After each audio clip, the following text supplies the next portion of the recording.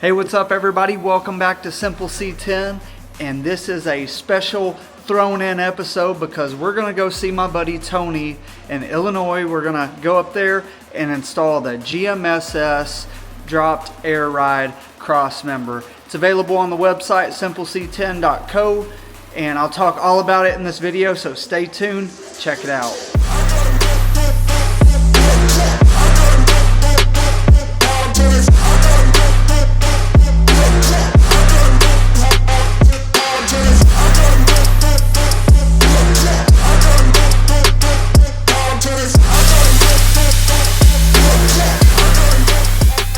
I'm gonna drive 3.5 hours to go see my buddy Tony in Illinois, and we're gonna install this cross member on his truck. So we're gonna walk you step by step how to do this yourself. So check it out. This is a budget friendly option, or maybe you already have control arms and just need the cross member only. This is gonna be a great video for you. I'm pumped about it. Just gotta close up the shop here, turn the lights off so I don't run up the bill, because I'll never financially recover from this. But we are gonna hop in the old daily, the old Silverado here that I bought that was totaled. It was hit in the driver's side, and whoo, that was loud. That was a train. That scared the death out of me. But yeah, this truck is my daily. It's a 2020 Silverado, but it was totaled because I wouldn't be able to afford one of these if it was brand new. So I bought a total out of Kentucky. It had like 30,000 miles on it, and got it for a good deal. 4-wheel drive, Z71. It's a nice truck, it's been good. But we're gonna hop in this thing and drive 3.5 hours to go install this cross member, and I'm pumped about it. From the house all the way to Marion, Illinois. If I can even zoom out, there we go. It's a long road trip just to go help a buddy install a cross member, but I'm excited about it. We'll see what other things we can get into while we're there. But y'all hear that? The seat belt.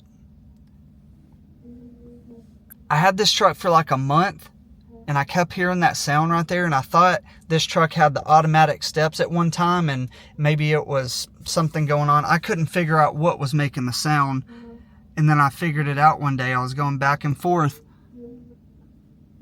Yep.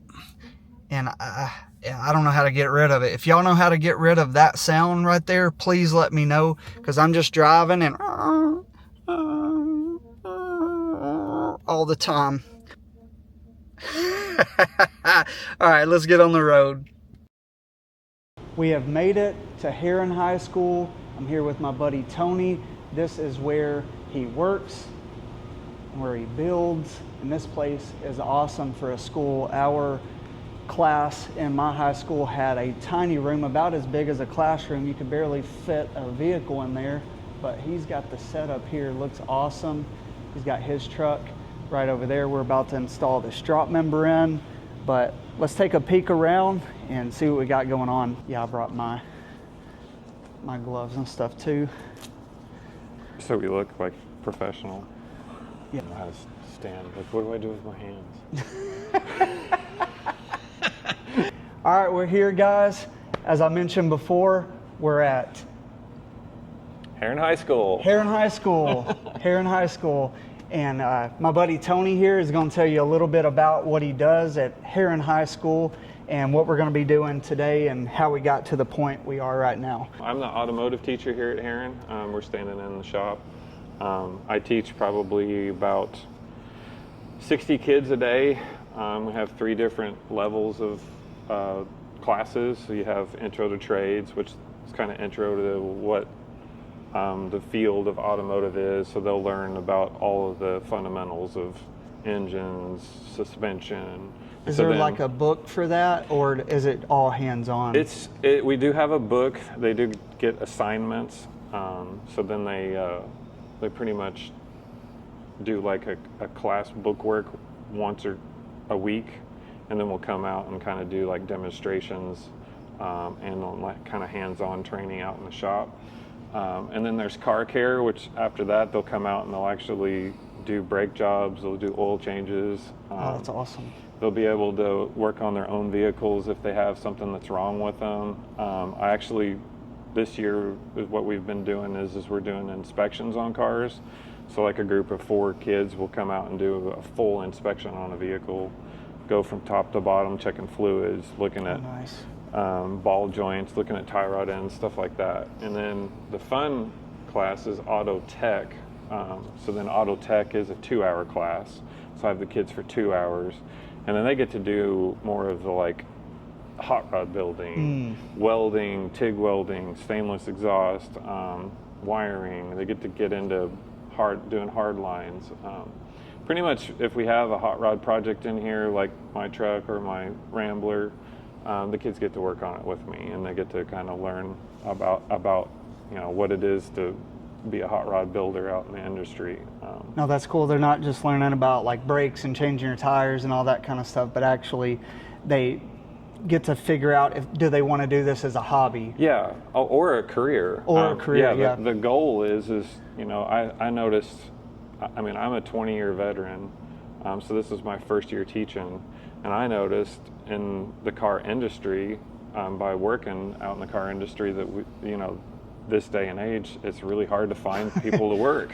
That's true. And really, mechanics, there's jobs at every dealership in the area, and auto body shops, there's jobs at almost all of them. So I was like, how can I make a difference? We're both actually going to start doing dual credit for a local college. So like the kids can actually do a credited course for college here at high school for free, instead of going to college. Oh, that's awesome. So it's like an intro to Dude, I love that. auto body.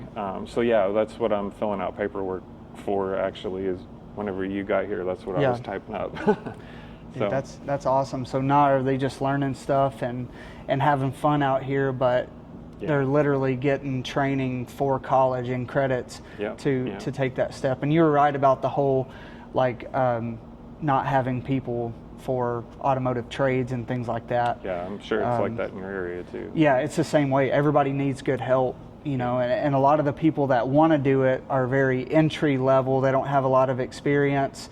They're willing to learn, but then you have to train them, and there's nobody that's just ready to step in that has the knowledge. And usually if you have enough knowledge and the work ethic to do it, you've probably started your own business and went into it for yourself, which is a whole other thing. We lose a lot of people to that, try to get into it, and there's a lot with running a business, of course. Yeah, I mean, technology nowadays, even if the kids don't want to get into the automotive field, at least I can teach them how to maintain their vehicles for the rest of their lives.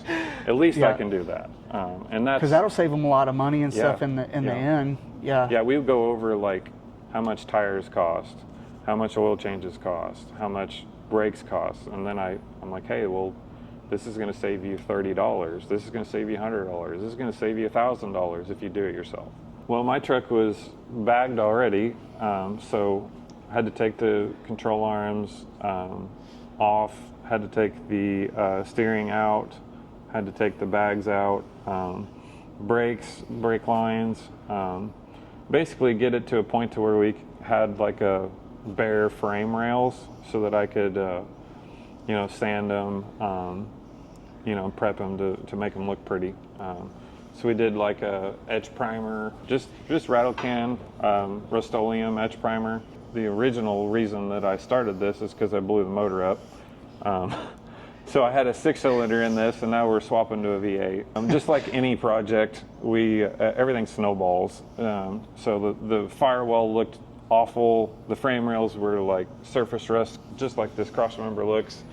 It's a 65 C10, so it was crusty, rusty, had grease everywhere. So it's just a lot of getting wire wheels out, getting sandpaper, getting DA, all those steps to get it to this point. No, you did it right. I love what you did because you had it all pulled apart. So why not? Yeah. If you're down to bare frame, why not just do it? I mean, and you just bought some spray paint. This is what I've tried to explain a lot to people, is it doesn't take powder coat and all that to get a high quality finish. Like, you can use some etching primer and undercoat. It's just about taking the time to clean it up, make it look good. In class, I had the guys wire wheel it, and then we etch primed it, and then I actually did a filler primer, and then I taught the kids to block it. So we did guide coat, spray bomb, and then did semi-gloss black over it, just like factory would be. Yeah, and that's just factory panels cleaned up and painted, and they look brand new. That looks like something you would buy from AMD or something. And I love that you're teaching the kids that of, you know, just use what you got and clean it up, and even some rattle can or something, it's going to look so good. Even the firewall's rattle can. I mean, yeah. What did you call this project? So this is Old Red C10. That's what I call this truck. What was you saying about the Rust-Oleum thing? You had a funny... Oh, Rust-Oleum restoration. Yeah, Rust-Oleum restoration. You know my love for Rust-Oleum, the Restore stuff that I use on everything. This is the Rust-Oleum restoration. Tony and the kids here have used Rust-Oleum to basically clean up this whole firewall. So whenever he gets done with this, in that engine I'm about to show you, when he puts that in here with all the new painted everything and the drop member, when he pops the hood, it is going to look like a jewelry box. It's going to look awesome. And everything looked like that factory cross member right there. Like he said, crusty, rusty, nasty, but just a little bit of time and effort and a little bit of spray paint, this thing's going to look sick. And I can't wait to see like the final result of that as well. So our first step is going to be just drilling out some of these factory holes because there's bigger bolts to bolt the cross member in. But let's go ahead and check out the GMSS cross member and talk a little bit more about that. You get 3 packages of hardware. They're all labeled, and then they come, which these are all grade 8 bolts, and then they have the washers built in, which are really cool. It has the option, I guess, for the LS motor mounts too, so the bolts for that, engine mounts, the control arm U-bolts, so it comes with everything. So these look like the larger square body style U-bolts as well. I get a lot of questions about those. The 63 to 72 usually come with a lot smaller U-bolts, and upgrading those is a big upgrade. You saw I did that on Lucky. So if you're ever changing out the U-bolts, go ahead and drill out the holes on each side to a larger diameter to fit these bigger style U-bolts. Tony's got his factory ones, and we're going to compare them a little bit here too. You can see there, not a huge difference, but you can definitely see that the newer style are a little bit beefier. So definitely upgrade those. Those come as part of the kit, and the labeling is awesome. GMSS did a great job. I love when things are just clearly labeled.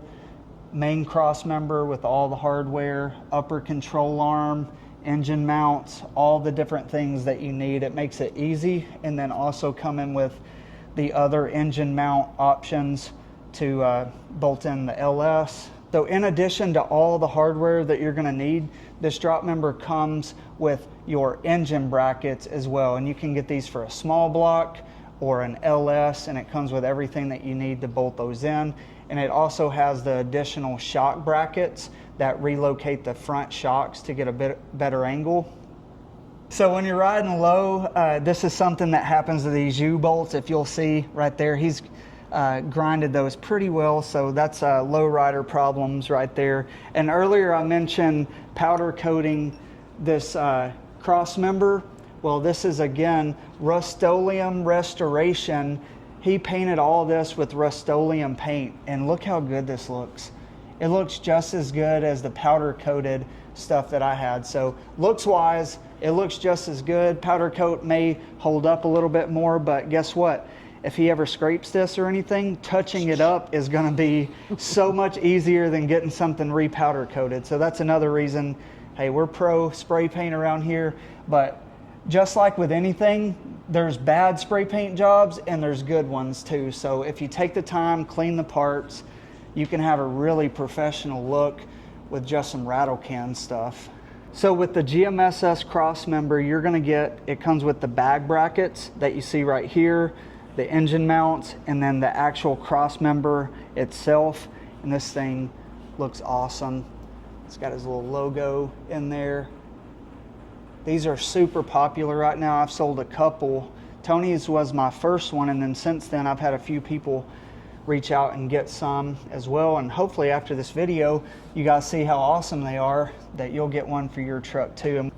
In addition to the cross member, you will need some control arms. This isn't applicable to your factory control arms. You will need like Porterbuilt control arms or chopping block control arms or some kind of aftermarket control arm. Now the control arms do bolt up to this the same way that they do with the factory.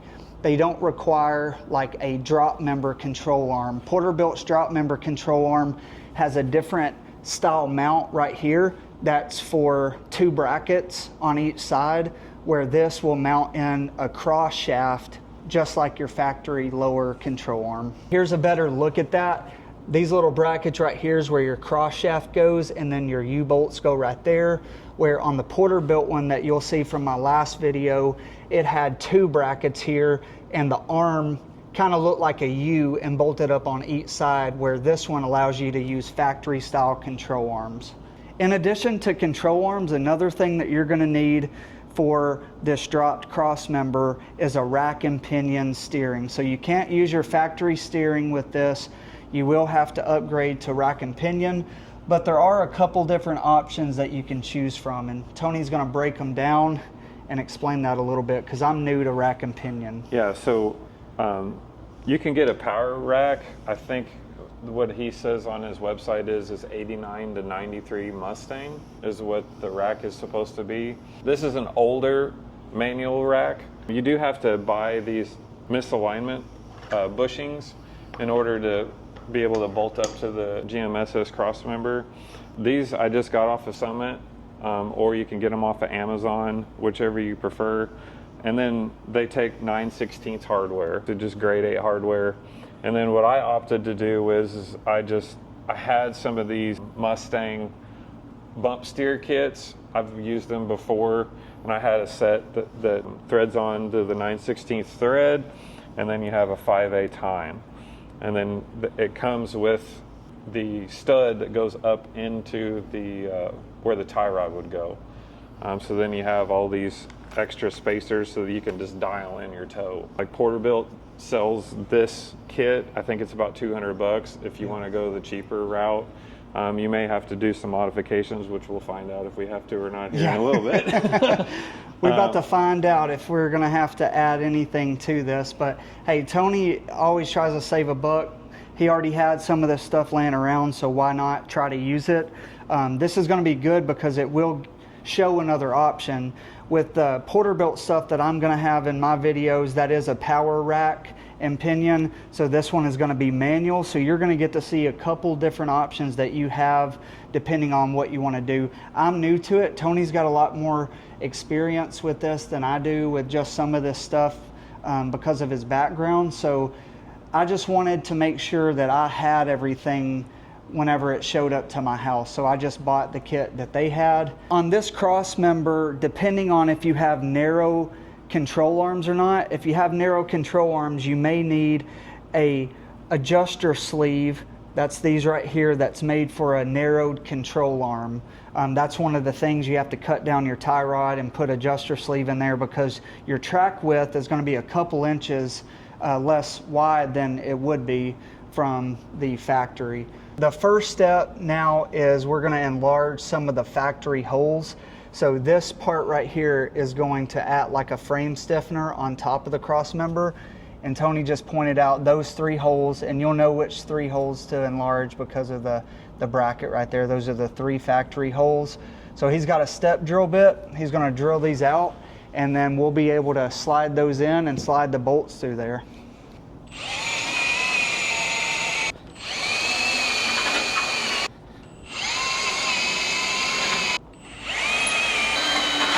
Countersink bit, just a steel one. Do it on low speed. You can deburr your holes so that they don't have any sharp edges. Nice. Yeah, that looks good. And then it just makes the bolts go in a lot easier. We've got the holes enlarged in the frame. Now we're ready to install the cross member. So you got to kind of do this all at once a little bit with the bolts. we will slide this in first, just kind of in place, and then we'll put a bolt through the bottom right here and then through the cross member and put the nut on the bottom and just kind of hand tighten that in there. Then you've got to put these on the top with the bolt through the top that will slide through this, and then the bolt through the bottom. And that should get everything mounted up. And then lastly, we can come in and do the engine brackets and all that. But that's what we're gonna do now, get it all hand tight. There is a little bit of play in the cross member, so we're gonna do a lot of measurements and make sure everything is square before we tighten it all down to spec, and then we'll have a cross member in here. Yeah, you've got them in there, right? So these brackets are wider on the back side than on the front side, and that's going to make everything squared up with it the way that the frame is. So now we just drop the bolts in from the top through this bracket and then through the actual cross member with nuts on the back side.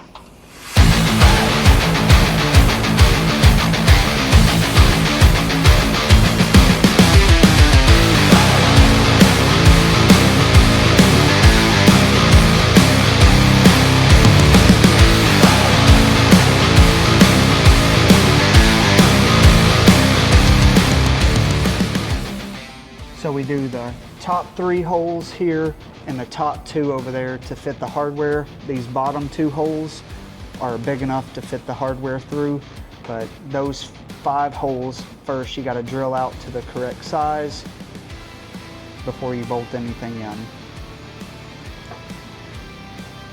The next step after the cross member and these brackets, we're going to add on the airbag bracket that's on the side of the frame. You're just going to drop the hardware through the top and then bolt it in from the bottom, and then there's going to be bolts through the side that we'll show you in just a second.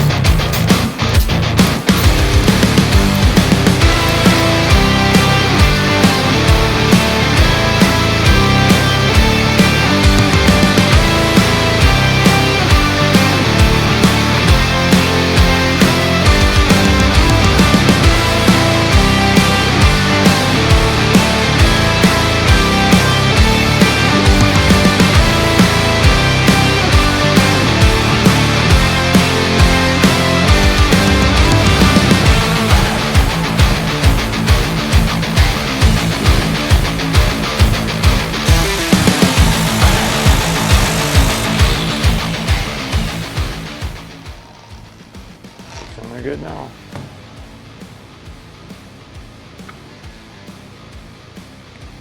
So Tony just rigged up a cross member pin because the GMSS cross member has a section for the cross shaft pin. I'll show you that right now. Cross shaft pin goes right here, and that's something you'll have to get something that works, that fits in your control arm depending on the type of control arm that you have. But as you saw in the video, he just took a regular bolt and put it on the drill and spun the drill while he spun this grinder and made it round, and he'll just bolt that down on both sides and just use a pair of vice grips or something to hold it and crank her down. Sneak peek of this small block that he painted all up. Check that out. It's one of the cleanest small blocks I've seen. Look at that. Oh my gosh.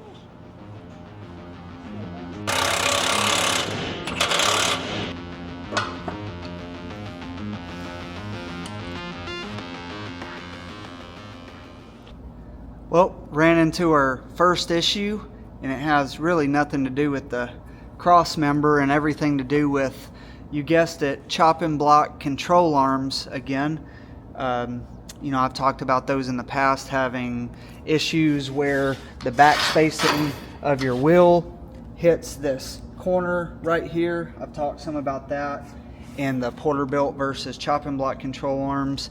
And now after getting these mounted up, these are a older style chopping block control arm, and I know that because it has this round bar in the back. The newer design just has a flat piece across the back. It's kind of bent up and welded in, where this has this tube, and you'll see whenever you pull this up right here on the frame, this tube hits. You can hear it when you pull it up. It's hitting right there, not allowing this control arm to compress all the way. So we've got a couple different options. We can get new control arms, but that's not going to help us with the install of this video. So we are going to fab up these control arms right here. We're going to cut out this tube and we're going to replate it and get it out of the way so these can compress all the way, and hopefully that'll fix our issue. So if you're running the old style chopping block control arms, they're not going to work with this cross member. So we're getting ready to fabricate these control arms. These are the old style chopping block control arms that has the bar here. So if you are running the GMSS cross member, you will have to remove this bar or fabricate it somehow. We're going to actually just cut out the bar and weld in some of this metal across here, kind of like their new design. The new design just has this back piece bent up and then welded across. It doesn't even have the bar. I'm sure they updated the design. Maybe they had some issues similar to what we're running into here. And then Tony also, as I mentioned in some of my older videos, this control arm right here, you can see that it's actually been rubbing. So these narrowed and forward control arms are known to have issues like this.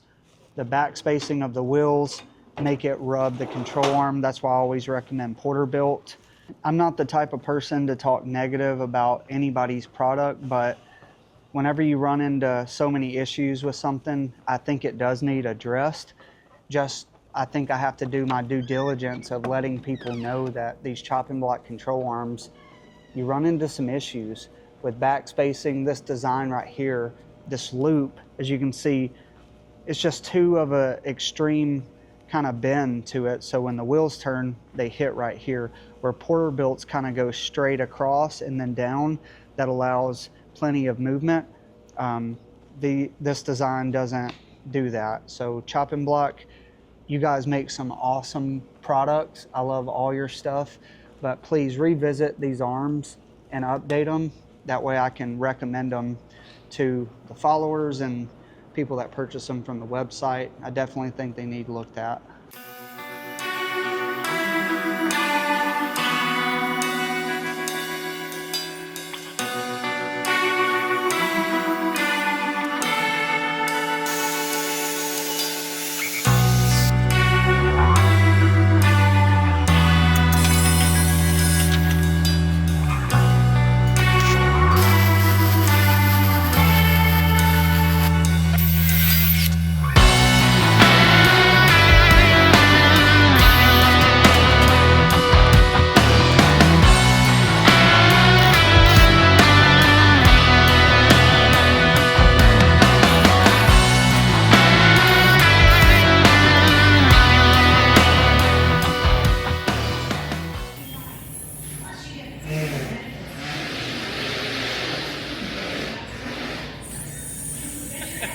Do that again.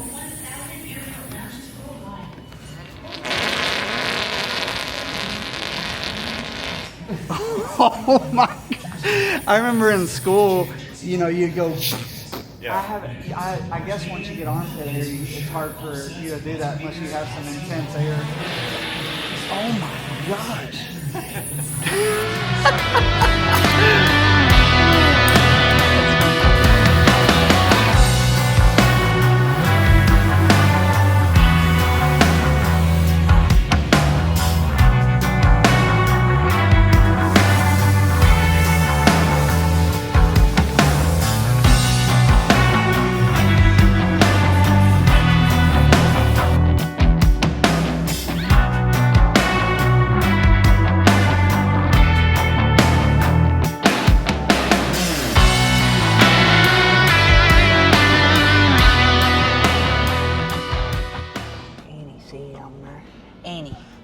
Anti-seize.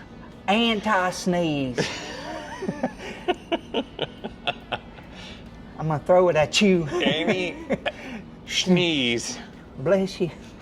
Left hand red. Should have let you over here, Mr. Lefty. I keep trying to righty-tighty it. They turned out great. That was the part that was fabricated. So basically, this is turned like this, and it's just not enough room for tire clearance. So cut it, flipped it, welded it all together, and reinforced it. There's the back side.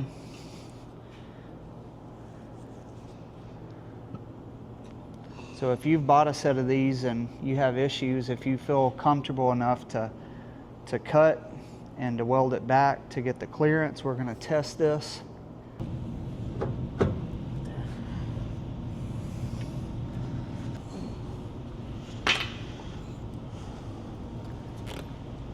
We're solid, dude. We got 1/4 inch. All right, we got it. That is the drop member in there, and went ahead and hooked up the rack and pinion. So we've got the spindle, rack and pinion, control arms. This is pretty much, we're ready to put the wheels and tires on here. Besides the hiccup with the control arms, a few other little small things during the install, we're good to go. See that control arm there? Looks like there's going to be plenty of turn-in radius. That's what we're about to check now. He's going to throw the tire on there, and we're going to turn it. And we will see also this bar right here. That's where that round bar that was hitting the cross member was. So we'll check all that in just a second. Camera doesn't look bad right now. No, it looks real good, and that's all the way aired up a lot.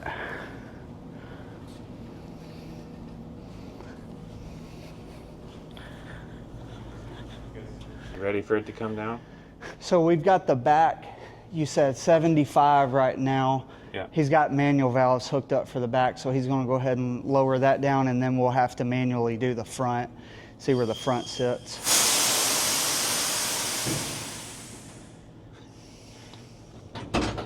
Back bumper is on the ground. Do what? I said back bumper is definitely on the ground.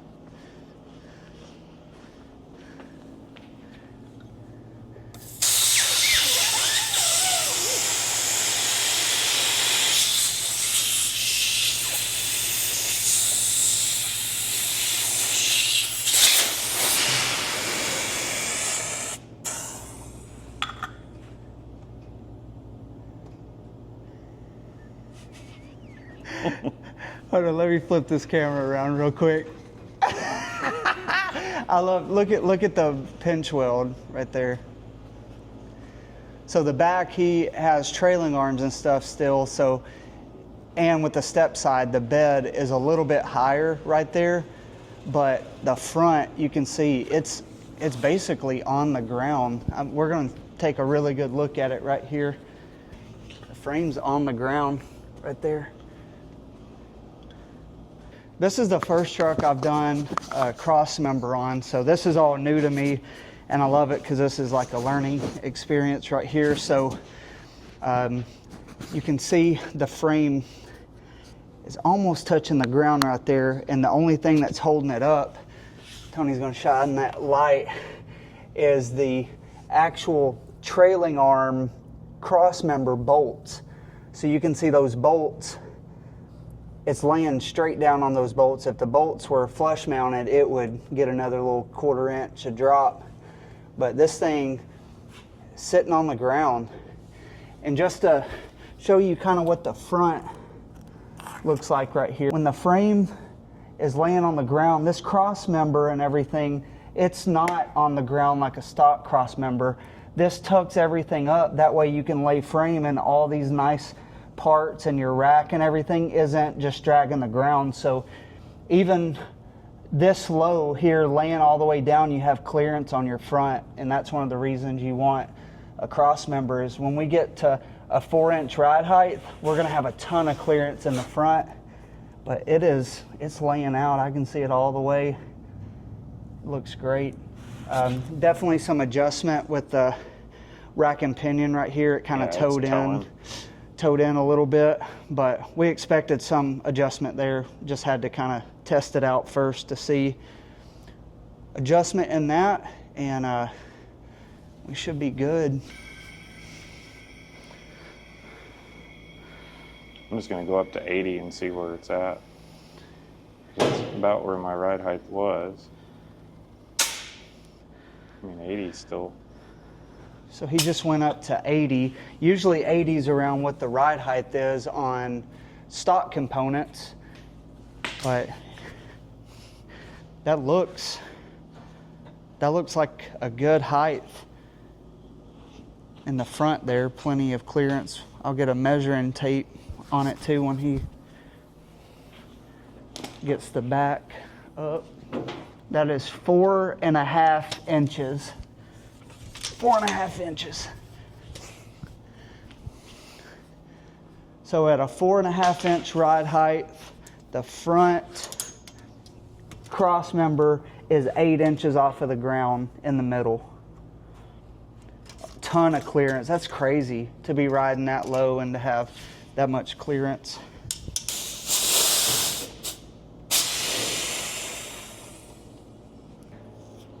So this is what we've been waiting on right here. Woo!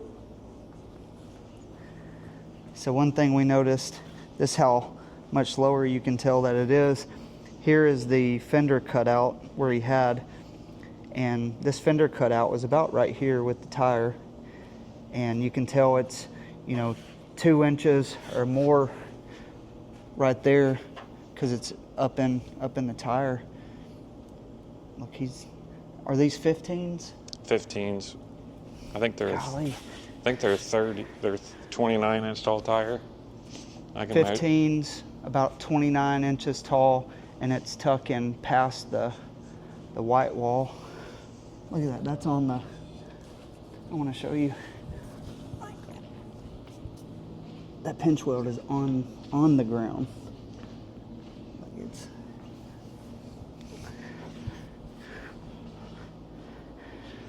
He ain't playing.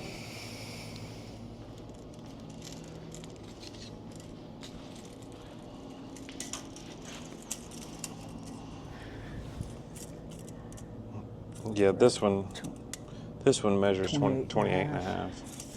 It's about what a transport is with a 255/30 on it, 28 and a half. Yeah. Where's that hubcap at, bro? There we go. We were missing the hubcap. I told him to throw the hubcap on there because I felt like something was missing, and that completed the look. We're tucking hubcap in the front. Ooh, dang, man. I'm jealous. And that, ladies and gentlemen, is why you do a dropped cross member. It's because he is laid all the way out the front right there, looking good. And his bumper super low to the ground.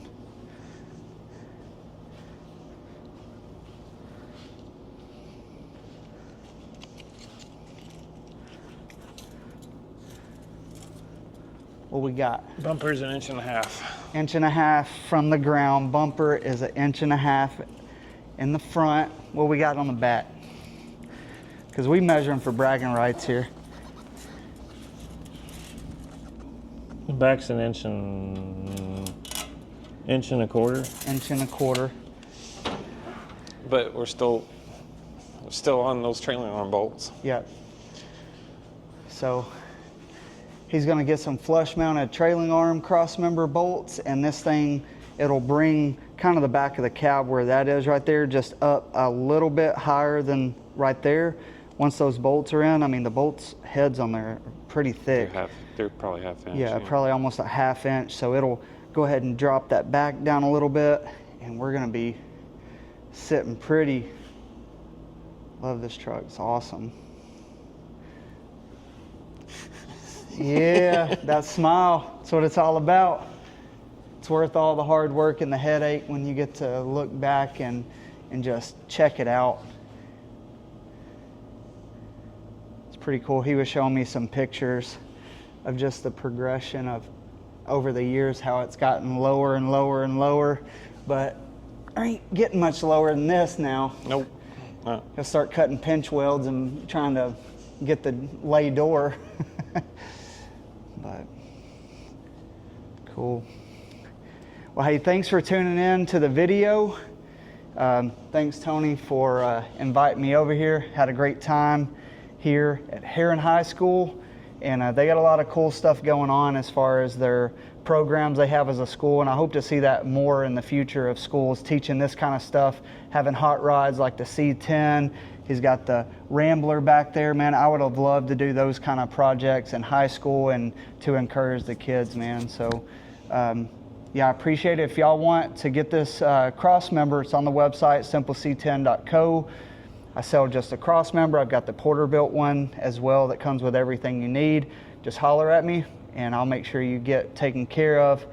But any last words? Peace. Thanks.